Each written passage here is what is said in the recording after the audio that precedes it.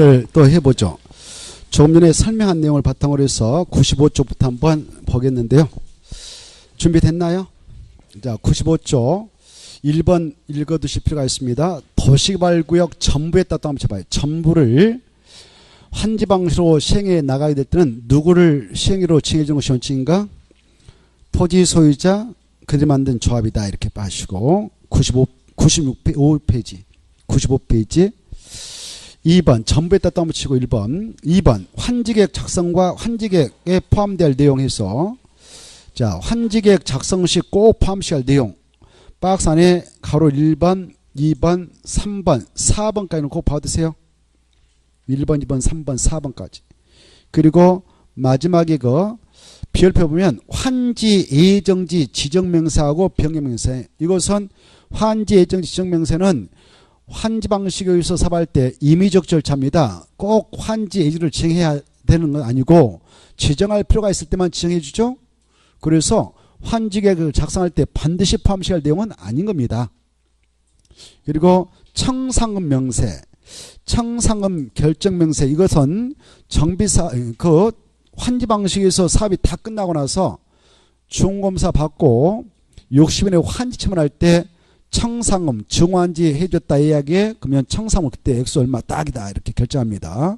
가만지 해주게 되는 뭐 비가 있다 그러면 비한테 줘야 할 청상 얼마다라고 결정할 때도 최종적으로 환지 처분할 때 결정하지 사업도 하기 전에는 청상물 결정할 수 없습니다. 그래서 청상물 결정명세는 환지계획에 따라 포함시킬 내용이 절대 아니다. 이거 처음에 한번 나온 바 있고요. 그리고 관리별로 된 환지명세는 환지계획에 포함하지 않습니다. 필지별로 된 환지명세 이 필지는 A한테 준다. 이 필지는 B한테 준다. 이렇게 필지별로 된 환지명세 담지 뭐 지상권자에게 뭐 환지 주겠다 이렇게 권리별로 환지명세는 정하지 않습니다. 자, 그래서 그 필수 포함 등이 아닌 것들 봐두시고요. 밑에 시행자는 환지계획을 작성할 때 포함시켜야 하는 필지별과 권리별 된 청산 대상 토지명세를 작성할 때는 환지 대상에 제도는 토지에 대해도 권리 면적을 정해야 되는 뭐 이런 것은 참고를 읽어보시고 뭐 중간이고 96페이지 그 박스 안에 있는 것들 있잖아요. 그것은 그냥 참고로만 읽어보시고 3번에 1번은 꼭 봐두세요. 환지계획을 작성할 때 원칙은 저고환지가 되도록 해야 함에 있어서는 7가지를 종합 고려한다. 7가지가 한 문제감이니까 잘 봐두셔야 돼요. 약수로 뭐라 합니까? 위, 지, 면, 토, 수, 리환. 그때 환지만 고려한 것도 아니고 정전 토지만 고려한 건 아니다. 둘 다 고려한다. 정전 토지하고 환지의 위치도 면적도 토질 뭐 이렇게 그 두 가지를 꼭 봐두시고요. 7가지를 읽어두세요. 그 다음에 가로 2번 환지계획 그 기준에서 1번 시행령은 환지계획을 작성할 때는 환지계획 구역 가로 건너뛰면 환지계획 구역 별로 작성해야 한다. 환지 계획구역별로 작성해야 한다. 그 다음에 2번 환지 방식은 두 가지가 있다. 뭐가 있는가? 평면하고 입체. 아까 또 말씀드렸죠. 작년에는요. 그 박스 그대로 써놔가지고 평면한지 가로쳐 놓고 입체한지 가로쳐 놓고 가로 안에 들어갈 내용 어려운 거 이렇게 함재했어요. 평면한지 입체한지 뜻은 알겠죠? 읽어두세요. 그래? 평면제라는 것은 뭐냐? 그러면 환지전 토지에 대한 권리를 도시발사로 조성되는 토지에다 옮겨주는 방식. 토지에다 옮겨는 정전 토지에 있는 권리를 도시발사로 조성된 토지로 옮겨주는 방식. 이걸 뭐라 한다고요? 평면한지. 정전 토지라든가 정전 건축물에 있는 권리를 입체한지는 반드시 건물 져가지고 건축물을 하고 땅에 대한 집을 묶어서 주는 거라고 그랬죠? 그렇죠? 그래서 자 입체한지 뜻하고 평면한지 뜻을 읽어보시고 오른쪽도 모셔서 그 동그라미 보면 토지 또는 건축물은 필지별 건축물별로 환지한다. 이 경우 하나의 대지에 속하는 동일한 소유의 토지와 건축물은 분리하여 입체한지를 정할 수 없다. 하나의 대지에 속하는 동일한 소유의 토지와 건축물은 분리하여 입체한지 지정할 수 없다. 즉 한 문구를 줘라 그 말이죠. 땅하고 건물을 가지고 있는 사람이 입주한지 신청했다면 건축물 일부하고 땅에 대한 지분을 묶어서 항분권을 줘야 되지 따로따로 줘서 땅 주고 건물 줘서는 안 된다 이 말입니다. 그 다음에 나머지는 쭉 읽어보시고 쭉쭉 내려가다 보면 저 3번 좀 봅시다. 3번 보시면은 환지 설계는 크게 두 가지가 있다. 평가식하고 면적식. 찾았나요? 평가식은 종전가 대비 환지가 감안해서 주는 거예요. 땅값 감안해서 주는 겁니다. 면적식은 종전의 위치, 면적 이런 것들을 고려해서 환지 주는 거 있죠. 그래 이때 대한민국에서는 환지 설계할 때 무슨 식을 원칙으로 하는가? 평가식 그리고 외주로 면적식을 정해서 할 수 있다 이렇게 받으시고요. 근데 하나의 환지구역 안에서는 바로 같은 방식을 적용한다. 이 사업장이 환지계획을 적용해서 사업하는 사업장인데 여기서 뭐 이쪽 땅은 평가식을 정해서 설계하고 이쪽 땅은 면적식을 정해서 설계한다 이거 안 되고요. 평가식으로 해결화시켜서 해야 되지 짬뽕을 하지 말라 그 말의 속뜻은 이해돼요? 자, 그 다음에 입주한지를 시행하는 경우는 입주한지를 시행할 때는 반드시 무슨 식을 정해서 설계하든가 평가식. 즉 A가 지금 입주한지 신청했다 하면 A의 땅값 또 뭐 B가 건축물 가지고 있었는데 입주한지 신청했다 하면 그자의 건물값을 감안해서 바로 건축물 일부하고 땅에 대한 지분을 묶어서 주는 그런 설계해야 되지 가격을 중요해서 해야 되지 면적을 고려해서 설계하면 안 된다 그 말입니다. 평가식. 자, 입주한지를 시행할 때는 반드시 무슨 식을 정해서 환지 설계해야 되는가? 평가식. 이 정도는 알아두십시오. 그 다음에 밑에 손손을 좀 읽어두실 필요가 있어요. 평가식으로 환지 설계를 하는 경우에 하나요. 환지 설계 시에는 평균 부담률 얼마를 초과할 수 없는가? 50%.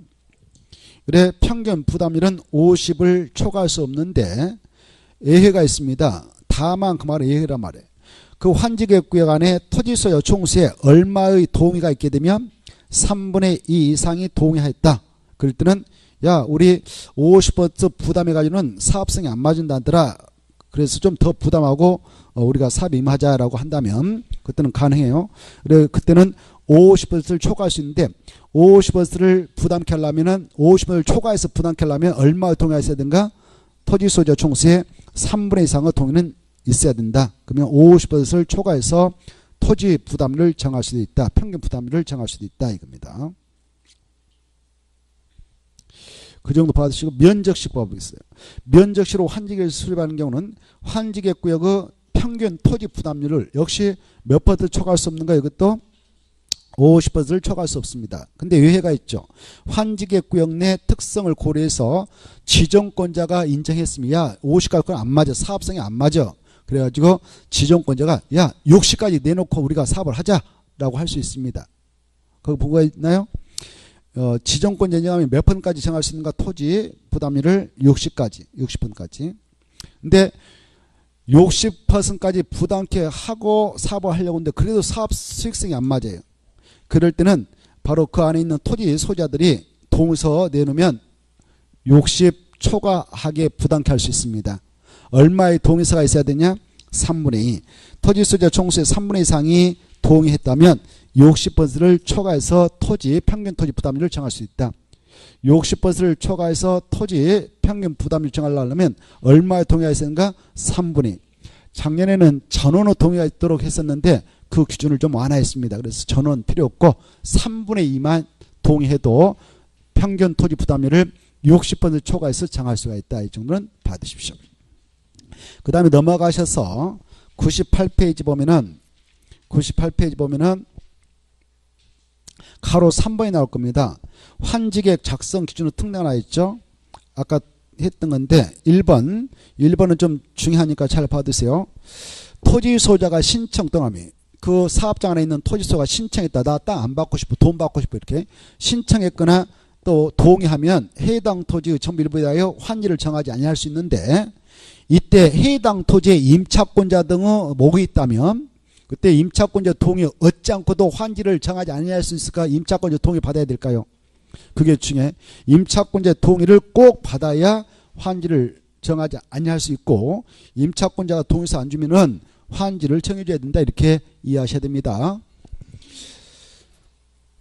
자, 그리고 시행자는 환지를 정하지 아니하기로 결정된 토지 소유자 임차권자가 있다면 날짜를 정하여 그날부터 했다. 거기다 줄 거예요. 그날부터 그 말. 그날부터 날짜를 정해서 그날부터 그 부분의 사용식을 정실 수 있고 이 시행자가 사용식을 정지하려면 준비 기간을 줘야 되겠는데 며칠상의 기간을 두고 그 알려줘야 되는가? 30일. 이 수치 가지고 15일 이렇게 시험에 나온 바 있으니까 좀 봐두시기 바랍니다. 그 다음에 오른쪽에 2번. 거기 2번에서 알을 것은 시행자는 정전 토지 소유자의 동의 없이 직권으로 정전 토지 면적에 대비 더 넓게 줄 수 있는데 이걸 늘려줄 수 있다. 이걸 정한지 줄여줄 수 있다. 이걸 감한지 너무 좁은 토지는 아예 그냥 환지 부정해버릴 수가 있다. 이 세 가지를 할 때는 직권으로 할 수 있다. 이렇게 하세요. 면적을 늘려줄 수 있고 이걸 정한지 면적을 줄여서 줄 수 있고 감한지 아예 환지를 정하지 않을 수 있다. 이걸 직권의 환지 부정 처분하는데 이때는 토지 소유 동의 받을 필요가 없다. 이렇게 하십시오. 자, 그 다음에 손 보면은 환지 방식으로 사업을 하는 그 시행자는 토지 면적 규모를 조정하기 위하여 정전 토지 소유자의 동의 없이 직권으로 이렇게 정환지도 할 수 있고 감환지도 할 수 있고 환지 부정 처분을 할 수도 있다. 이렇게 돼 있죠. 이런 권한을 학자들이 뭐라고 하냐? 공용 환지 권한을 하고 그에 상한 차익이 발생하면 그때는 돈 주고 끝내버리면 된다. 그걸 뭐라냐? 청산을 한다. 이렇게 시험에 나왔네요. 시행자는 정환지 처분할 수 있지만 감환지 처분을 할 수 없다. 이렇게 나왔네요. 맞아요? 틀려요? 다 할 수 있습니다. 자, 그 다음에 3번도 좀 봐두시기 바랍니다.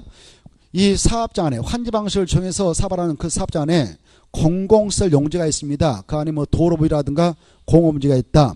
이런 용지에 대해서는 환지계획을 정할 때에 그 위치 면적 등에 대하여 환지계획 작성일을 적용해야 한다. 하지 아니할 수 있다. 하지 아니할 수 있다. 이겁니다. 이 환지 방식을 정하는 사업장 안에 공공시설 용지 도로가 이렇게 있습니다. 이렇게 있는데 이 정전 도로 위치 이런 걸 고려해 가지고 그 자리에 또 도로 또 만들어줄 필요 없어요. 그냥 여기다 도로 이렇게 펑 새롭게 만들어서 개설하면 됩니다. 이렇게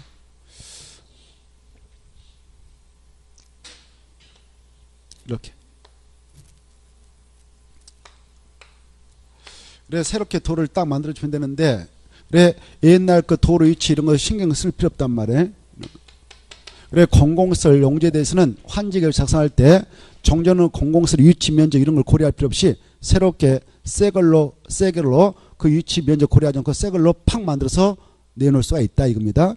이때 이 새로운 공공시설 설치를 제공함으로써 종래에 쓸모없는 용지 있잖아요. 이런 용지는 이 새로운 도로 같은 것들을 설치할 때 땅을 내놨던 자에게 이걸 주기 위해서 이건 설령 이 종전의 용도 폐지했던 이 공공성리가 국가 거 지자체 거 있다 하더라도 국가 지자체에게 이걸 땅을 다시 환지로 주면 안 되고 이 새로운 공공시설을 설치할 때 땅을 뺏겼던 자에게 환지를 주기 위해서 이것은 국가 지자체에게 주서는 안 된다. 이거 새로운 환지의 대상으로 설정해서 다른 사람한테 줘야 됩니다. 그 내용이 4번 나옵니다. 시행자가 도시발사업 시행으로 국가 지자체가 가지고 있었던 공공시설과 대체되는 새로운 공공시설을 설치하는 경우 종전의 공공시설 전부 일부 용도가 폐지되거나 변경되어 사용하지 못하게 될 그 토지는 환지를 정하지 않는다. 국가 지자체의 몫으로 환지를 정하지 말고 이를 다른 토지에 대한 환지 대상을 꼭 설정해서 줘라 이거 말입니다. 국가 지자체에 주면 안 된다 그 말이에요. 자, 그 다음에 5번은 시행자가 이 사업하면서 들어갔던 엄청난 사업 경비가 있을 건데 그 경비에 충당하기 위해서 또 사업 목적을 이루기 위하여 일정한 토지를 환지로 정하지 않고 이를 일단 무엇으로 정할 수 있는가? 보루지에다 떠붙이고 보루지는 아까 크게 무엇과 무엇으로 쓴다고 했습니까? 채비지하고 공공시설 용도로 쓴다고 그랬죠.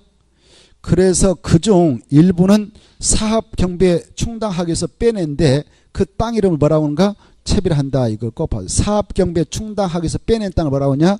채비를 한다. 이거. 그래 채비지하고 보루지는 뭐가 더 넓은 용어냐? 보루지다. 이 정도는 좀 이해해 두십시오. 밑에 손, 이 지자체장인 특별자치도사 시장수 구청장은 공동택 건설 촉진을 위하여 필요하다고 인정되면 주택법상 공동택 건설 촉진을 위하여 필요하다고 인정되면 채비 중 일부를 같은 지역에 집단으로 정하게 해 나갈 수도 있구나 이렇게 받으시고요. 밑에 보루지 뜻은 써놨으니 읽어보시고 100페이지 입찰지 처분에서 먼저 입찰지는 시행자가 직권으로 강제로 해준 게 아니다. 신청을 받아서만 한다 이걸 받으시고 신청자는 토지 소유자뿐만 아니라 건축물 소유자도 신청할 수 있는 자격이 있다. 신청 포인트 닫고요. 그리고 건축물 일부하고 건축물에는 토지 공유를 묶어서 부여하는 것을 뭐라 하냐 이렇게 한번 시험에 나왔습니다. 뜻은 입찰이다. 뭐다고요? 입찰지. 그 다음에 입찰지를 신청한 자의 정전 토지 건축물의 권리가액은 도시발사업으로 조성되는 토지에 건축되는 구분 건축물의 최소 공급 가격이 얼마 이하이면 입찰지 신청 대상에 제외할 수 있는가? 70% 이하에. 그래 최소 분양가가 1억에 지금 분양된다 합시다. 근데 바로 정정가 입찰지 신청을 하게 되는 자의 정정가 보니까 5천만 원밖에 안 돼요. 그러면 그 자는 입찰지 신청 대상에 제외할 수 있다 그 말이에요. 얼마 이하이면 70% 이하이면. 그런데 이 입찰지 신청자 거 보니까 주택을 가지고 있는 자가 신청했어요. 주택을 가지고 있는 자가 입찰지 신청하면 그자의 정전의 권리가액이 2천만 원만 되더라도 그 가격과 묻지 않고 가격과 무관하게 입찰지 신청할 수 있는 자격을 부여합니다. 그자의 주관적을 도모하기 위해서. 그래서 무엇을 가지고 있는 자는 그자의 권리가액과 무관하게 입찰지 신청 자격이 주어지는가? 주택이다. 이 정도는 알고 계시면 좋겠습니다.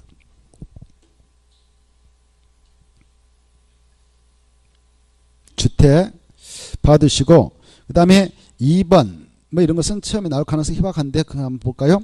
입찰지 신청할 수 있는 기간을 이 시행자가 알려줍니다. 이렇게 야 너네들 입찰지 하려면 신청해라 라고 신청을 하도록 통지해주면 통지한 날부터 바로 30일 이상 60일 입법에서 입찰지 신청 기간을 정해서 알려줘요. 그리고 이 기간이 짧다 싶으면 법적으로 며칠을 연장할 수 있느냐? 20일을 연장할 수 있습니다. 이 정비법상 정비사업을 진행하게 될 때 바로 분양신청 기간도 유사하죠. 거기도 바로 그 정비사업 시행자가 재개발사업장에 있는 토지동호 소유자에게 분양신청할 수 있는 기간을 정해줍니다. 그때 분양신청할 수 있는 기간은 바로 그 시행자가 토지동호 소유자에게 통지하나부터 30일 이상 60일 포함해서 정해준다 이런 게 나와요. 여기도 똑같죠. 수치가 30일 이상 60일 포함해서 정해준다. 근데 이 기간이 짧다 싶으면 며칠을 또 연장해야 되는가? 20일. 거기도 정비법상 분양신청 기간도 똑같아요. 20일을 연장할 수 있다는 게 나와요. 생각나요? 날 거리요? 거기 우리 요약집 보면 저 뒤에 나오는데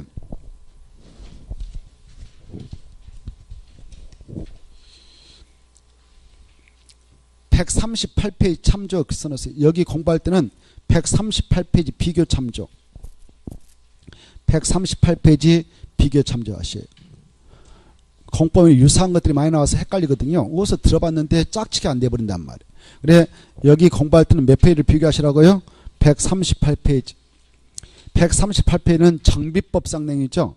정비법상 정비사업을 진행할 때 인가받은 관리처분에 따라 바로 관리처분계에 따라 주택 부대 봉수를 건설 공부하고자 하는 방법을 되겠다 그러면 이렇게 분양신청 기간을 시행자가 토지동호 소유한테 통지해 줍니다.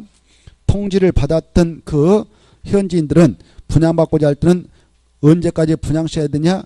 바로 그 통지한 날부터 30일 이상 60일을 보면서 분양시행 기간을 정해서 알려주니까 그 기간 내 분양시행 기간 내 시행자한테 분양시행하게 되거든요. 근데 이 기간이 여의치 않다 그러면 법적으로 며칠을 연장해야 되는가? 20일. 거기나 여기나 똑같단 말이에요. 수치. 알겠죠? 자, 여기 공부할 때는 138페이지 집에 가서 보실 때도 꼭 138페이지를 보시면서 좀 공부를 해 두시면 좋겠습니다. 자, 100페이지로 다시 넘어오셔서 입찰지에서 입찰지를 신청할 수 있는 기간은 이 도시발사업 시행자가 그 토지 소유자 건축물 소유자에게 통지 하나부터 30일 이상 60일을 보면서 입찰한지 신청을 요청해주면 그 기간 내에 입찰한지 신청을 하면 되는 것이고, 이 기간을 20일 연장해줬다면 그 기간 내에 입찰한지 신청을 하면 됩니다. 이때 입찰한지 신청을 할 수 있는 자격자가 있고요, 무자격자가 있어요. 그 도시개발 사업장 안에 토지를 소유하고 있는 자, 건축물을 소유하고 있는 자가 입찰한지 신청할 수 있는 자격자가 됩니다. 소유자만 신청 자격자가 돼요. 근데 건축물을 소유하고 있는 자 중 무허가 건축물을 소유하고 있는 자는 입체 환지 신청 자격을 인정하지 않습니다. 무허가 건축물을 가지고 있는 자, 그 사업장, 도시발구기 안에 있는 토지를 가지고 있는 소유자, 건축물을 가지고 있는 소유자가 입찰한지 신청을 할 수 있는 자격이 있는데, 건축물 소유자 중 누구는 또 무자격자이니까 신청할 수 없는가? 무허가 건축물을 가지고 있는 소유자다. 이 정도는 알고 계셔야 돼요.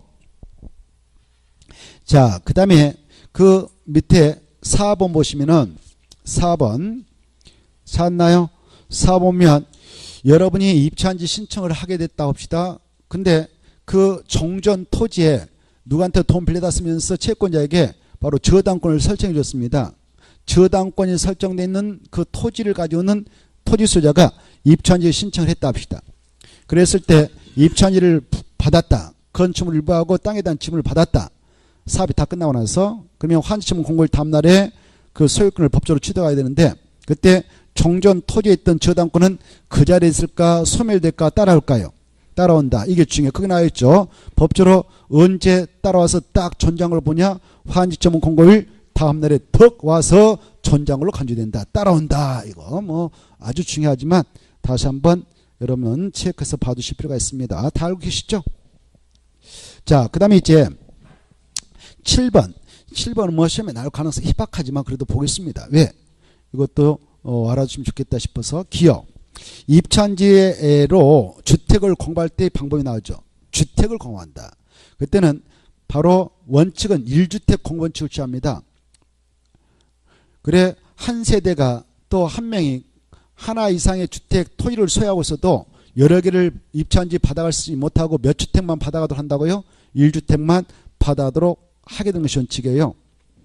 그리고 같은 세대에 속하지 않는 2명 이상의 1주택 1토지를 공유하고 있다 하더라도 그 한 토지인데 또 하나의 주택인데 소유권은 하나인데 공유자가 100명으로 돼 있다. 그때 100명한테 각각 주택 하나서 분양해 줄 필요 없다 그 말이죠. 1주택만 주는 것이 원칙이다 그 말입니다. 그런데 예외가 있죠. 니은 소유한 주택수만큼 공급을 허용하는 경우도 있다 이렇게 돼 있죠.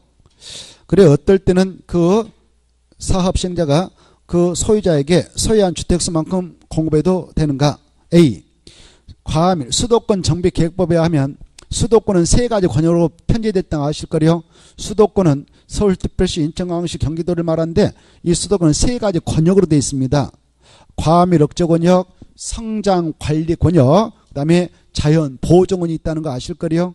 몰라도 좋고요. 알면 더 좋고. 다시 한번 과밀 억제 권역, 성장 관리 권역.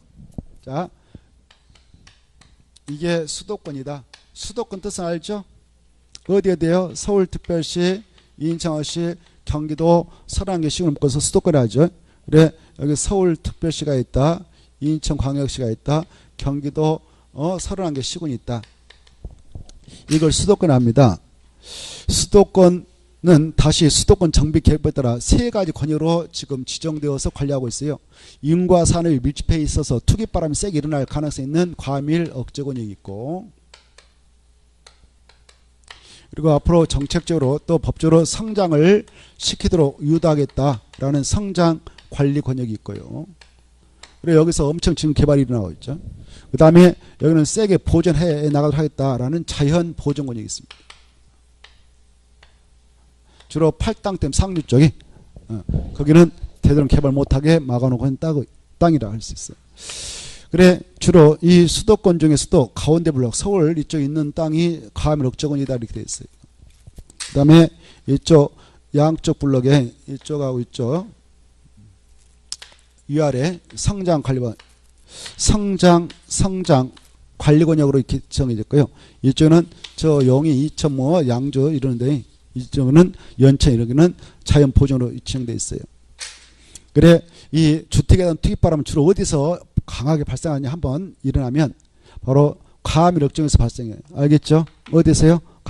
과밀 억정이 아니면 이런 데는 아무리 투기바람이 일으킬라야 일어나지도 않아요. 별로. 알겠죠? 자, 그래서 이 과밀 억제 권역이 위치하지 않는 여기가 아닌데 이런 데서 지금 도시개발 사업이 진행됩니다. 그때는 그 도시개발 구역 안에서 환지 방식을 통해서 사업을 하려고 하는데 그 사업장 안에 A가 주택이 3개 있었어요. 3개 지금 사업차 철거당했다면 3개 달라고 하면 3개 줘도 된다 그 말이에요. 과밀 억제 권역에 위치하지 않는 도시개발 구역 안에서 A가 지금 3개 가지고 있는 상태에서 3개 분양 신청을 하게 되면 3개 가지셔도 된다. 그거 받으시고 과밀 억제 권역에 위치하고 있는 사업장에서는 무조건 1주택이에요. 알겠죠? 자, 그거 받으시고 그 다음에 또 어떤 자에게도 소유한 주택수만큼 공급을 해 나가도 되느냐?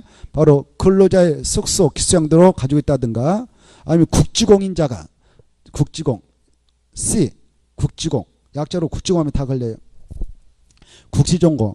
그래 공공사업 시행자도 바로 투기 대상 투기 주체 세력이 아니니까 얘네들도 그 사업장 안에 주택 10개 가지고 있으면 10개 달라고 하면 줘도 된다 그 말입니다. 자, 그 정도 보시고 그 다음에 디귿.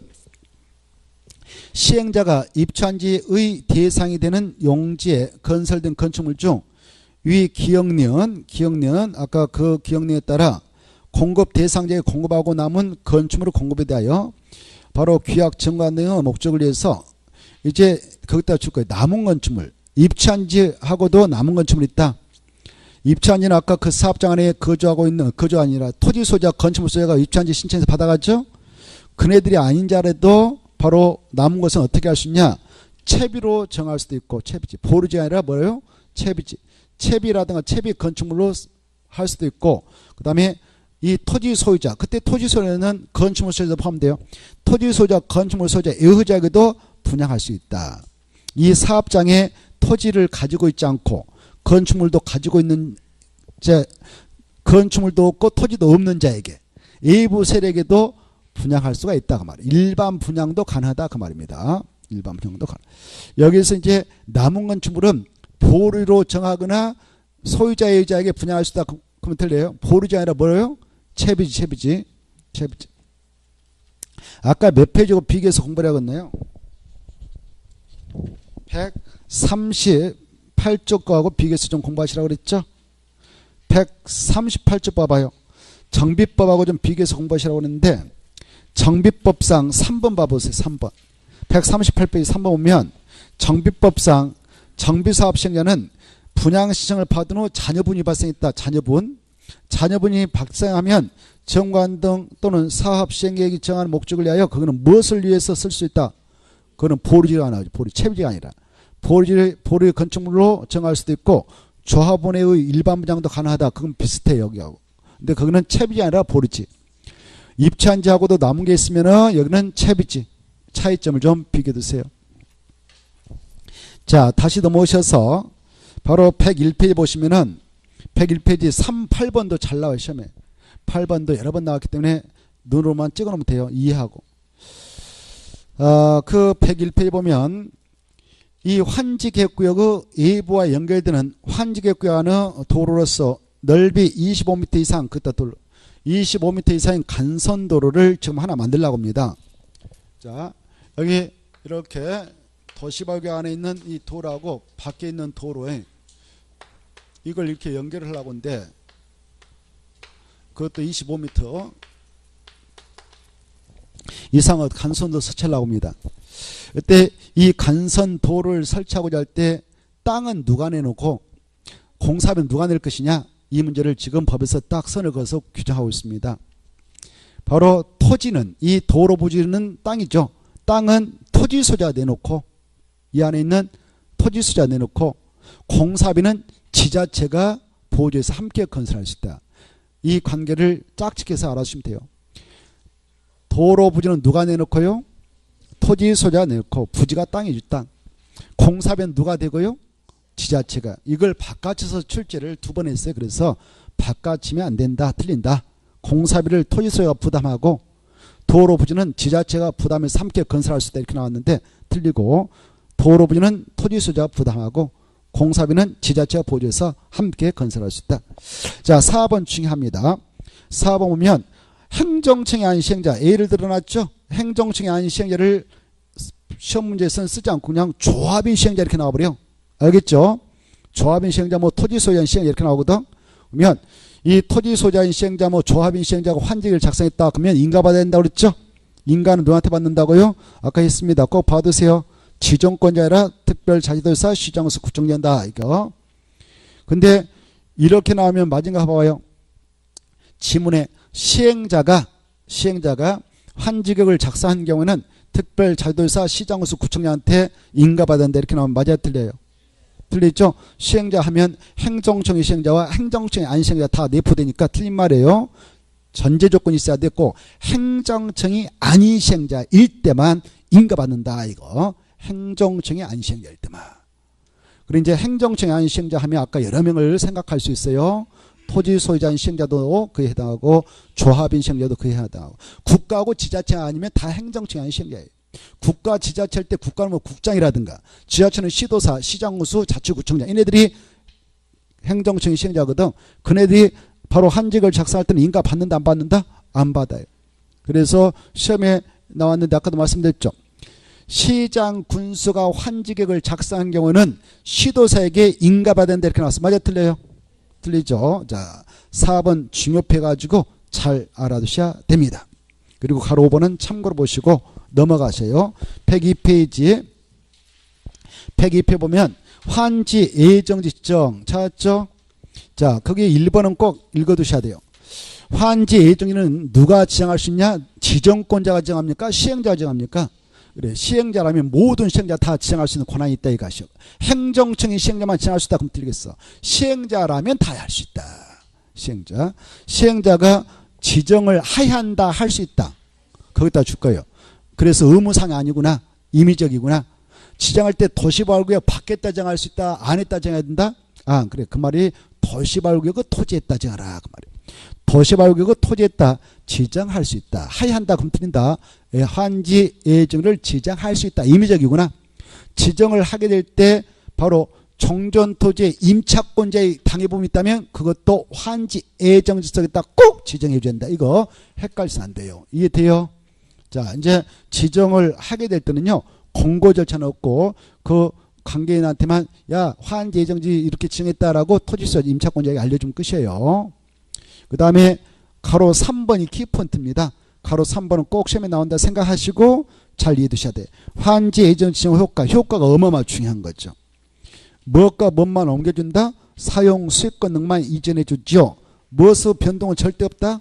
소유권 변동은 절대 없다. 박스 안에 그 말을 자세히 써놨거든요. 박스 안의 내용을 잘 읽어두시면 행복해질 겁니다. 이 공법은 조금만 공부하면 행복해질 거예요. 근데 공부 안 하면요. 불안에 떨어가지고요. 굉장히 불행해집니다. 합격은 해야겠다는 압박감 밀려오죠.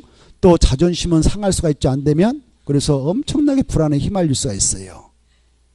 떨지 마세요. 공부하세요. 공부하면 행복해집니다. 자신감도 생길 거예요. 조금만 하면 돼요. 공법은 조금만.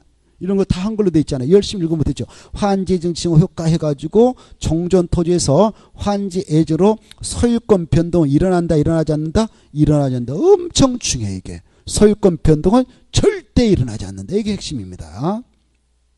자, 그리고 즉 환지 예정지 지정 처분은 종전 토지에 대한 사용 수익권 등만을 환지 예정으로 이전시키는 그런 처분이므로 소유권 변동은 절대 일어나지 않는다. 2번 나오네 또. 그래도 문제 나면 틀릴걸. 그게 어마어마하게 중요한 건데 지금 2번 나오잖아요. 무엇은 없다 무엇은 없다. 소유권 변동은 절대 일어나지 않는다. 즉 종전 토지에 대한 소유권은 그대로 종전 토지 위에 남겨져 있는 것이며 고로 종전 토지 소유자는 종전 토지의 처분이나 담보물권 설정도 가능하다. 자기 땅이니까요. 됐나요? 자, 그 다음에 그 기억 보시면은 지정효과, 환지 예정 지정효과에서 환지 예정지가 지정되면 종전 토지 소유자라든가 임차권자 등은 환지 예정지 지정 효력 발생부터 환지점 공고일까지만 다음날이 아니고 환지점이 공고된 날까지만 다음날이면 환지점을 받았던 토지 소유자들이 소유권을 취득해서 사용수에 들어가니까 다음날까지는 가서는 안 돼요. 다음날이 아니라 화환지점 공고되는 날까지만 화환지라든가 임차권자 등은 해당 부분 속에 들어가서 정정 같은 내용에 걸린 사용수권만 행사할 수 있고, 그 대신 정전 토지는 사용수를 할 수 있다 없다? 없다 중에. 양쪽에 왔다 갔다 하면서 사용수를 할 수 있다 이렇게 시험에 나오는데 틀려요. 정전토는 사용수 못하고 환지 예정지 속에 가서만 사용수가 할 수 있다 이렇게 알아두셔야 됩니다. 니은은 읽어보셔요. 이 환지 예정지를 지정하는 시행자가 그 환지 예정지 지정해놓고 보니까 그쪽에 무슨 장애물이 있어서 즉각 사용수가 하는데 어려움이 있다. 그러면 야 언제부터 사용수가 해도 돼? 라고 시작하는 날을 알려줍니다. 그러면 그때부터 환지점 공고까지만 가서 사용수가 하면 되는 것이고요. 그 다음에 동그라미 2번 환지 예정지를 지정해버렸다. 원래 여러분 땅인데 이 시행자가 여러분 땅에다 A 몫으로 환지를 딱 지정해버렸다. 그때 왜 A 너 내 땅 와서 환지 내 땅 와서 사용수가 하냐? 너 나가라! 라고 가서 현장에서 내쫓아버릴 수 있냐? 법적으로 쫓을 수 없습니다. 참고 받아들일 의무인 수요인 의무만 법에서 부과하고 있습니다. 그렇다고 해서 토지 사용도 요구할 수 없어요. 참고 받아들여야 됩니다. 자, 그래서 그거 받으시고 그 다음에 3번 이때 사용 수익할 자가 없게 된 토지의 관리. 아까 A 땅은 지금 사용 수익 못했네요. 공사하고 있네요. 이거 공사 끝날 때까지 누가 관리하느냐? 시행자가 관리한다. 누가 관리한다고요? 시행자가 사업 끝날 때까지 관리합니다. 그거하고 오른쪽에 비교 봐봐요. 오른쪽에 비교. 이 안에 아까 이렇게 이거 도로 같은 거 만들었다 이렇게 시행자가 이 도로 만들었다면 이걸 관리할 관리청한테 소유권이 타업 끝나고 나서 기속되는데, 이때 그 관리청에게 소유권이 기속될 때까지 바로 이걸 만들어졌다면, 사업 도중에 이렇게 만들어졌다면 이건 누가 관리할 것이냐? 이거 아까 여기 A 거 여기에 사용수익이 정지됐다. 이거 너 사용수익 못한다라고 됐다면 이건 사업 끝날 때까지 시행자가 관리한다고 그랬어요. 시행자가 관리한다고 그랬어. 근데 새롭게 설치한 이 공공설, 이것은 그 관리청에게 소유권이 기속될 때까지 누가 관리하느냐? 이것은 바로 관할 시장 군수 구청자 특도가 관리한다. 이건 시행자가 관리한다. 그럼 틀리겠다. 알겠죠?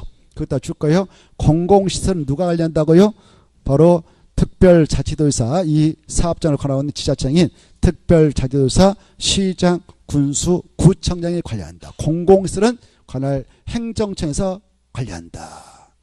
아까 사용수익이 정지된 땅은 사업이 끝날 때가 누가 관리하고? 시행자가 관리하고. 이걸 꼭 시험에서 바깥치거든요. 그래서 헷갈려가지고 틀려버립니다. 헷갈려서 꼭 두 개를 잘 비교해두세요. 동그라미 4번 중요하다. 엄청 중요해. 아까 다 했죠. 이 시행령은 채비용도로 환지 예정지가 지정되었다면 그 사업비용에 충당하기 위해서 그 채비용도로 지정되어 있는 땅을 시행령은 뭐뭐 다 할 수 있는가? 사용도, 수익도, 처분할 수 없다. 이렇게 시험에 나와요. 그럼 틀려요. 무엇도 할 수 있다? 처분도 할 수 있다. 아주 중요하다. 그 다음에 5번 이 채비에 대하여 종합 정리를 해놓고 있습니다. 기억은 아까 했으니까 읽어보시고, 니은도 조금 전에 했으니까 읽어보시고, 디귿 채비는 시행자가, 이제 채비를 시행자가 팔아먹지 않고 그대로 사업 끝냈습니다. 그러면 시행령은 소유권을 시행자가 취득하는 겁니다.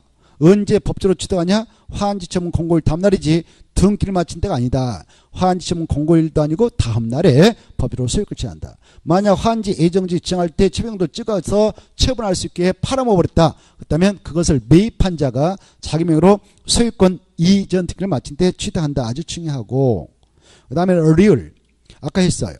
중검사 전이라도 그래 시행자가 지정권자이면 자기들은 중검사 받지 않고 공사 끝나면 공사하려 공고하거든요. 이렇게 중검사 전이라든가 공사하려 공고 전에도 채비는 사용할 수 있다 없다? 있다가 중요해요. 채비 빼고는 조성된 토지를 함부로 사용할 수 없지만, 그러나 바로 채비만 다르다라고 했습니다. 채비는 이제 미음에다 자세 써놨는데, 즉 중검사 전 공사료 공고 전일에도 시행령은 도시개발 사업에 드는 비용을 충당하기 위하여 채비용도로 지정된 환지 예정지 채비를 지정으로부터 사용허가 받아야 된다. 사용허가 받지 않고 사용허가를 받지 않고 사용할 수 있다 없다? 있다. 중검사 전이라도 공사하려 공고 전이라도 그 말 중에 공사하려 공고 전이라도 중검사 전이라도 이 시행자는 채비를 사용할 수 있다. 사용할 때 지정권자 가서 중검사 사용허가 받아야 되냐? 받을 필요 없다. 이게 미음이 2번 나왔네요. 시험에. 엄청 중요해 미음. 자, 그리고 그 밑에 있는 것들은 가볍게 참고로 보셔도 되겠고, 넘어가셔서 참고로 보기 전에 그래도 손 첫 번째는 좀 봐두세요. 첫 번째 거. 이 시행자가 주거용으로 사용하고 있는 건축물을 이전 철거하려면 이전 철거하려는 날부터 늦어도 몇 개월 전에 그 주거용 건축물을 가지고 있는 소유자 점유자한테 알려줘 가지고 이사할 수 있는 충분한 기회를 줘야 되냐? 2개월 전에. 이것은 좀 눈으로만 찍어 놓으세요. 넘어가시고 104페이지 환치물 효과. 이 환치물 효과는 이제 환지 방식을 통해서 사업을 끝내고 나서 환치물을 해주게 될 때의 효과인데요. 이 효과는 반드시 시험에 나옵니다. 그리고 환지 방식을 정해서 사업할 때는 이 내용의 가장 키포인트가 되겠어요. 이거 하려고 사업했거든, 환지 방식으로. 그래서 이 효과라는 것은 다른 말로 말하면 꽃이다 이렇게 생각하면 돼. 꽃. 한 송이 국화꽃이다 이렇게 써놔요. 한 송이 국화꽃을 피우기 위해서 봄에 소척사가 피를 타면서 울었고 여름에 번개가 쳤고 천둥이 쳤다. 그래서 가을에 한 송이 국화꽃을 피우게 되는데 그게 환청의 효과다 이렇게 말씀드릴 수 있습니다. 그래서 효과는 반드시 시험에 나온다. 이 파트가 아주 중요해요. 그 내용은 바로 104페이지하고 105페이지, 106페이지까지가 한 문구미라 하겠습니다. 이 파트에서는 꼭 시험에 나오니까 들이파버리세요. 파면 행복해질 거예요. 자, 팔 것도 없습니다만은 자, 보겠습니다. 104페이지 환지물 효과에서 환지점이라고 하는 것은 환지 방식에 의해서 사업을 다 끝냈다. 시행자가 끝내고 나서 지정권자가 아닌 시행자는 지정권자한테 중검사를 받고요. 그리고 지정권자는 공사를 공고하고 나서 원주인한테 땅을 주는 처분, 이걸 환심을 하죠. 그리고 증환지 감환지 처분을 하게 되면 그 차익을 청산으로 주고받고 끝내는 것이 환처분입니다. 이런 환처분은 두 번째 선, 환처분은 첫 번째 선에서 또 알아둘 거, 이 환처분을 행하게 될 때는 반드시 이미 확정되어 있는 환지계획대로만 해야 된다. 이게 중에 이미 확정되어 있는 환지계획대로만 환지처분해서 해야 되지, 환지계획에 반하게, 이미 확정되어 있는 환지계획에 반하게 시행자가 환지처분을 해버렸다. 그러면 그 자체가 위법한 환지처분에 대해서 행정심판, 행정소송으로 휘말릴 수가 있습니다. 무효가 될 수가 있단 말이에요. 그래서 무슨 계획에 입각해서만 환처분을 하도록 규정받느냐? 환지계, 이 정도는 좀 이해를 해 두시면 좋겠습니다. 두 번째, 환처분으로 시기가 나와 있죠. 이렇게 환지 방식에 의해서 사업을 다 끝냈다. 사업이 완료됐다. 그러면 완료됐다면 이 사업장에 있는 땅은 시행자 겁니까? 종전 토지 소유자들 겁니까? 종전 토지 소유자들 것이죠. 그렇죠? 그래서 땅 넘겨받아 빨리 건물 지을 수 있으면 지어야 되겠죠. 그랬습니까? 그래서 이렇게 사업이 끝났다면 시행자 다 끝냈단 말이에요. 끝냈다면 지네 땅 아니니까 원주인한테 땅을 줘야 돼요. 이걸 환지처분을 합니다. 그래, 이 사업이 끝나면 시행자가 지정권자이다. 지정권자 본인이 시행자있다 그러면 지정권자가 시행자였다면 그냥 공사 끝나면 공사 알려줘요. 이렇게 공고하고, 만약 지정권자가 아닌 시행자였다 그러면 지정권자한테 가서 중검사 받아야 돼. 중검사. 그래야 공사가 끝나거든. 그래, 지정권자는 중검사가 떨어졌다 그러면 공사 끝난 거예요. 지정권자 본인이 시행자였다 그러면 공사를 공고하면 다 끝난 거예요. 이렇게 끝났다. 중검사 이루어졌다. 공사를 공고가 있었다. 그러면 이날부터 늦어도 며칠에 원주인한테 땅 줘야 되냐? 60일에 줘라. 이렇게 하고 있어. 법에서. 이런 규제가 없다면 1년 동안 가지고 놀아봐도 할 말 없잖아요. 시행자가. 그렇죠? 그래서 우리 법에서 야, 늦어도 며칠에 줘라? 60일. 이 수치는 아주 중요해서 60일에 환처분을 해서 줘야 된다. 이때 환처분은 어떻게 하느냐? 아까 확정되어 있던 환지계획이 있었죠? 환지계획에서 정한 대로만 해줘야 돼요. 환지계획에서 정한 대로 바로 A한테 땅 주기로 됐다면 A한테 이 땅은 네 거다. B한테 주기로 했다면 이 땅은 네 거다. 라고 이자들은 토지 소유자한테, 토지 소유자에게 알리고, 모든 사람이 A 거다 B 거다 알 수 있도록 공고하면 끝나는 거예요. 알리고 공고하는 게 환지점입니다. 환지점 형식은 두 가지로 있죠. 알리고 공고한다. 그래 불특정 다수니 이 땅은 A 거다, 이 땅은 B 거다라고 알 수 있도록 공고해요. 그래 오늘 이렇게 공고했다면 바로 오늘 공고했다 그러면 공고일의 다음날 내일 0시가 되면 A는 이 환지에 대한 소유권을 취득하고 B는 이 땅에 대한 소유권을 취득하는 거예요. 이것은 아직 등기소는 등기 정리가 안 돼 있다 하더라도 법적으로는 소유권을 취득한 걸 간주해버려요. 민법 180조 법률의 옥중에 대한 물권 변동을 정해서 그러는 거예요. 그래 이때 환지 방식에서 환지를 취득하는 시점은 언제냐 그러면 환지처분 공고일 다음날이지 환지에 대한 소유권 이득을 마칠 때가 아니다 이거죠. 알겠죠? 환지처분 공고일 다음날에 소유권을 각각 취득합니다. 이게 중요해요. 그래서 환지계에서 정해진 이 환지 A것, 환지계에서 정한 이 B것은 환지는 언제 종전토지로 간주해서 종전토지에 있는 소유권이 환지로 이전 확정된 간주되냐 환지처분 공고일 다음날이다. 이게 아주 중요하다. 보고 계시죠? 자 그래 그때 이때 이렇게 환지처분 공고일 다음날에 바로 각각 소유권을 취득해야 되는데 그 환지를 부여받지 않기로 되어 있는 친구들이 있다 합시다. 이 C는 환지 안 받기로 되어 있다 합시다. 그러면 이자의 토지에 있는 권리는 깨끗하게 소멸처리돼요. 언제 소멸처리되냐? 환지처분 공고일 오늘 끝났다. 24시 끝났다 하면 그날 깨끗하게 소멸처리됩니다. 없어져 버려요. 법적으로.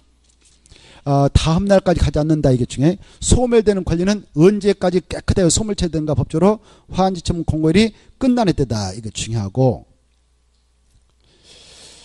자 그래 근데 이 땅하고 개발하기 전에 이 땅하고 이 땅이 있었어 이렇게. 근데 A가 이걸 이렇게 증환지 받았다 가정합시다. C거 이렇게 썼는데 개발하기 전에 A거 C거 있었어. 근데 A가 이렇게 증환지 받았고 바로 C가 땅 안 받기로 됐어. 청산 받아기로 됐어요.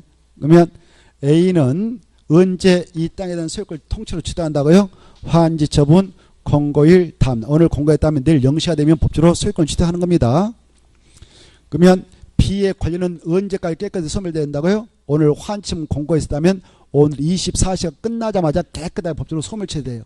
그래야 그 다음날 A가 깨끗한 환지의 소유권을 취득한다 보는 거죠. 이렇게 그게 중요하니까 봐두시고 소멸 앞에는 다음 날이 나오면 안 된다. 환지처분 공고일이 끝난 때지 환지처분 공고일 다음 날이 끝난 때가 아니다. 이거 거기 나와 있을 거요. 나와 있죠. 아주 중요하니까 봐두시고 가로 2번 보시면 다음의 경우는 정전토지에 있는 권리는 정전토지에 그대로 전소관으로 소멸되는데 특히 동그라미 1번과 2번 잘 봐두셔요.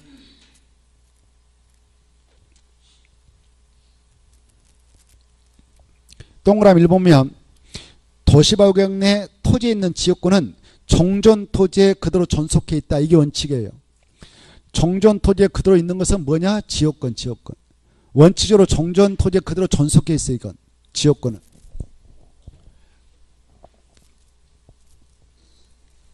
그래 지역권 개발하기 전에 이렇게 A 땅이 있었고 뭐 B 땅이 있었다고 가정합시다. C 땅이 있었고요. 뭐 전이다 답이다 뭐 전이다 이렇게 있었다. 그리고 여기 이렇게 물이 있었어 물. 그리고 여기 저 H라는 사람 땅이 있었어요. 밭이 있었는데 개발하기 전에 H가 자기 토지에 물이 필요해서 이 최대한 거리로 물을 좀 끌어오기 위해서 이렇게 파이프 설치차 바로 A하고 B에게 바로 지역권을 설정받아서 행사하고 있었습니다. 지역권. 그래서 A하고 B의 땅이 바로 승역지가 되었고요. 이게 요역지가 되었어요. 그리고 지금 H가 이 땅에 의하여 지역권을 설정받아서 행사하고 있습니다. 지역권. 근데 도시개발 사업을 환지방식으로 진행하였고 환지방식으로 진행할 때에 이쪽에는 도로를 개설하기로 돼 있어서 도로 만들고 C는 환지 부정 원해서 환지 안 받기로 돼 있고 돈 주기로 했어요. 근데 A하고 B가 땅을 받기로 원해서 A 땅은 이쪽으로 환지 줬어요. 이렇게. B도 이쪽에 땅 환지 줬어요. A, B 이렇게 옮겨줬어요. 이렇게. 그때 A의 정전토지에 있는 이 지역권은 환지로 이전된다. 그 자리에 있다. 그래. H의 지역권은 정전토지에 그대로 있다. 그 말이에요. 환지로 넘어오지 못한단 말이에요. 소멸된 것도 아니에요. 그래. 소멸된 것도 아니다. 이거 하시고. 환지로 이전된 것도 아니다. 바로 원칙은 정전토지에 그대로 있다. 이것은 지역권은 바로 물리적으로 옮겨갈 수가 없습니다. A가 정전토지에 이거 가지고 쓰는데 이쪽으로 환지 받았다 해서 환지를 이쪽으로 받았다 해서 정전토지에 있는 이 지역권이 H의 지역권이 이쪽으로 따라갈 수 있다 없다? 없어요. 물리적으로 이 파이프가 지가 알아서 어떻게 따라갈 수 있나요? 파이프가 없는 거죠. 물리적으로 원래 이쪽에 있었는데 이쪽 땅 이쪽으로 갔다? 나 어디 가야겠다? 못 가잖아요. 그래서 이 도시발경 내 토지에 있는 정전 지역권은 그 자리에 그대로 있는 것이 원칙이다. 그러는 거예요. 환지로 이전되지 않는다. 소멸된 것도 아니다. 이게 원칙입니다. 그 자리에 있다. 알아주시고. 그런데 외해주로 도시개발 사업 시행으로 인하여 행사할 이익이 없어진 지역권은 소멸됩니다. 법적으로. 자, 개발하기 전에 도로가 이렇게 있었다 가정해봐요. 이 지역 모양새가 이랬어요. 도로가 있었고 이 땅은 갑이 밭을 가지고 있었어요. 밭. 그 옆에 을덩이가 이렇게 밭을 가지고 있었는데 밭을 가지고 있었는데 여기 뭐 이렇게 병동이 땅도 있고 밭이 있었어요. 그래 영락없이 이 땅은 지금 맹지 도로 여기 있는데 여기 또 정동이 있고 땅도 있고 밭도 있고 그래. 사박이 모양새가 이랬었어요. 그래 여기 또 다른 사람 땅이 있어서 완전히 포위돼 가지고 이 사람 것은 맹지 뭐다고요? 맹지.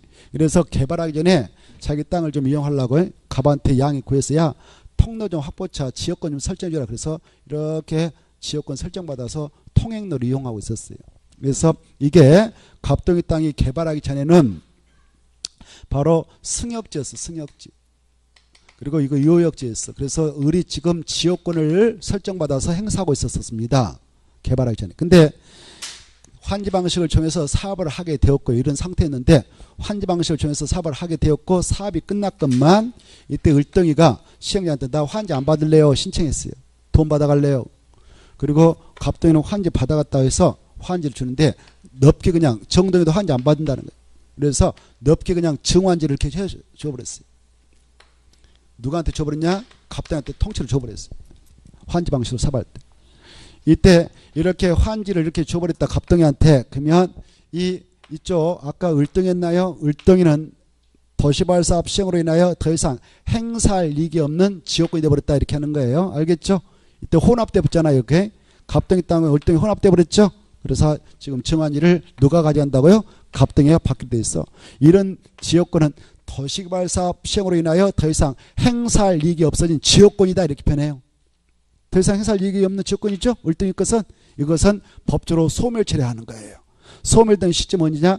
오늘 환지처분 공고를 했어요. 이건 A 것이다. A한테 정환지다 라고 해서 오늘 정환지처분 공고했습니다. 오늘 정환지처분 공고를 갑동이한테 해줬다면 갑동이는 언제 소유권 취득한다고요? 내일 0시가 되면 소유권 취득하죠. 그러면 저 을덩이 쓸모없는 지역권은 언제 소멸 처리해야 되겠어요? 오늘 환지처분 공고일이 끝난 24시까지 깨끗하게 법적으로 소멸 처리해줘야 그 다음날 깨끗한 환지에 대한 소유권을 취득할 거 아닙니까? 그래서 환지처분 공고일 다음날에 이 지역권은 소멸 처리된다. 법적으로 이렇게 이해되죠? 이게 중요해. 그래, 자 도시발경 내 토지의 지역권은 도시발 사업이 환지 방식으로 끝났다 하더라도 원칙은 소멸한다. 그 자리에 있다. 그 자리에 그대로 존속해 있는 것이 원칙이다. 다만 도시발 사업 시행으로 인하여 행사할 이익이 없어진 지역권은 소멸되는데 소멸되는 시점은 환지처분 공고일이 끝나는 때 소멸된다. 이렇게 딱 알아주십시오. 중요합니다. 2번 환지처분 효과로서 행정상 재판상 처분으로서 정전토지에 전속하는 것. 전속했다고 하면 쳐요. 정전토지에 전속해 있는 것은 환지로 이전된다 안 된다? 그 자리에 그대로 있다 그 말이에요. 그래 정전토지에 전속한 행정상 재판상 처분은 전속했다 그 말은 이동할 수 없고 그 자리에 있다 그 말이거든요. 그것은 그대로 그 자리에 정전토지에 전속해 있다.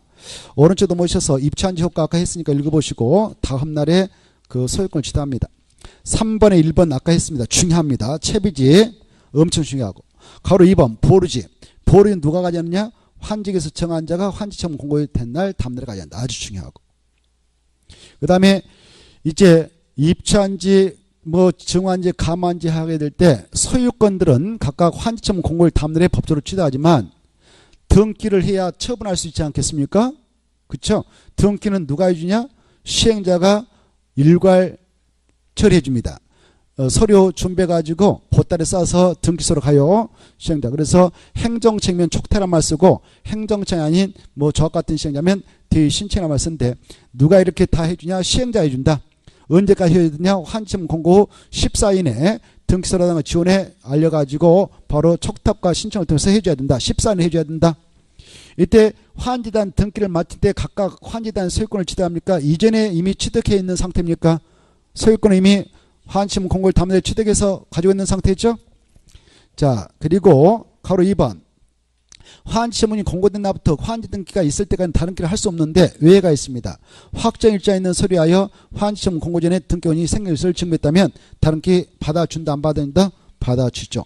청산금 아까 했는데 넘어가서 보면 교부하는 청산금은 손실보상은 성립한다. 그리고 징수하는 청산금은 부당해서 성립한다. 이거 받으시고 그 다음에 가로 2번 청산 결정식이 나와 있죠.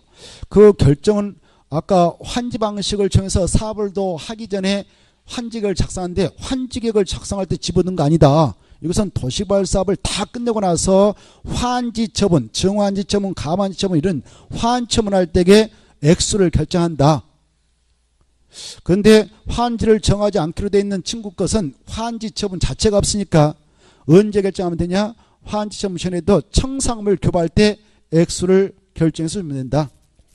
그 다음에 이렇게 결정된 청산금은 법적으로 언제 확정되는가? 확정되어야 소멸시가 진행되는데 바로 환처분 공고 후 바로 다음날 환처분 공고일 다음날에 확정됩니다. 확정되는 시점은 환처분 공고일 다음날에 확정돼요. 이렇게 확정된 청산금을 원칙적으로 일괄 지급, 일괄 교부하는 것이 원칙입니다. 그런데 외회적으로 바로 환지처분 공고 전이라도 환지처분 전이라도 미리 교부할 수 있는 게 있어요. 어떤 땅에 대해서는 미리 청산을 줘볼 수 있냐? 바로 환지처분을 하지 않기로 되어 있는 땅에 대해서는 환지처분 자체가 없으니까 환지처분 전에도 미리 교부할 수도 있다. 이렇게 받으시고 그리고 이 청산금은 원칙은 환지처분 공고 후 다음날에 바로 확정되니까 확정된 청산을 환지처분 공고에 일괄 징수, 일괄 교부해서 나가는데 외회적으로 분할 징수, 분할 교부할 수 있다 없다? 있습니다. 이자 붙여서 있다가 중요하다. 있다. 그 다음에 소멸시효 몇 년간 행사하자면 소멸시효 완성된가? 5년. 그리고 환지 방식이 적는 도시법규 내 토성 토지의 가격을 평가할 때는 평가 협의의 심의 걸쳐 결정한데 그에 앞서서 감정 평가업자라 하여금 평가해야 한다. 평가 1번, 심의 2번, 결정 3번 순서 깔아주시고 이 환지 방식을 정해서 사업할 때 아까 환지 예정시행이라든가 환지 처분이 있게 됨으로써 용익권자의 권리가 좀 불합리하게 될 수가 있어요. 그때 그 용익권자들은 계약 기간 중에도 계약을 해지하고 권리 포기하고 그 임대 등의 반환 요구를 할 수도 있습니다. 이때 이런 의사표시는 환지 처분 효력 발생부터 환지 예정 지정 효력 발생부터 며칠 이내에 해야 되냐? 60일 이내에 해야 되지 60일이 지나면 권리에 잠자고 있는 자 보호되지 않아서 할 수도 없는 겁니다. 이때 이러한 그 기간 내 계약 해지 권리 포기하고 그러나여 손실을 입은 바가 있으면 시행자에게 청구할 수 있다. 이거 받으시고 시행자가 청구했지만 그러나여 이익을 받는 토지 소유가 있다면 소유자에게 구상할 수도 있다. 이렇게 받으십시오. 그 다음에 8번 행정심판. 이 행정심판은 행정청이 시행자가 내렸던 처분에 대해서는 행정심판보다 행정심판을 제기해 나가면 됩니다. 근데 행정청이 아닌 시행자, 대표로 뭐 조합 같은 시행자, 토지 소유 같은 시행자가 내렸던 처분에 대하여 불복할 때 행정심판 제기할 수 있을까요? 없을까요? 있다가 중요해요. 있는데 어디다 할까요? 지정권자에게 한다. 이거 꼭 받으시고 그 다음 밑에 보면 도시발육 내 시설 설치해서 2번만 좀 받으세요. 별표만. 이 도시발육 내 전기 시설을 사업시행자가 지정설로 설치할 것을 요청할 때는 공급하는 자하고 설치 요청자가 각각 절반씩 되면 됩니다만은 전부 환지 방식일 때는 그 주로 조합 같은 자가 사업을 하게 되고요. 또 조합원인 토지소유자들은 토지 부담을 해가지고 공공시설 용도로 내놓고 있는데 그 점을 감안해서 전부 환지 방식 거기다 줄 것이고 그게 중요한데 전부 환지 방식으로 도시개발 사업을 시행할 때는 공급하는 한전하고 지중 설치 요청자 간에 약간 부담 비율이 달라지죠. 바로 공급하는 자가 3분의 1 내놓고 요청하는 자가 3분의 1만 내면 된다. 전부 환지 방식 아니면 아까 절반씩 낸다고 그랬잖아요. 근데 전부 환지 방식일 때는 공급하는 한전에서 3분의 1 내야 되고 요청했던 그 시행자가 뭐 3분의 1만 내면 된다. 이게 중요하니까 꼭 받으십시오. 넘어가셔서 도시발전을 아까 했고요.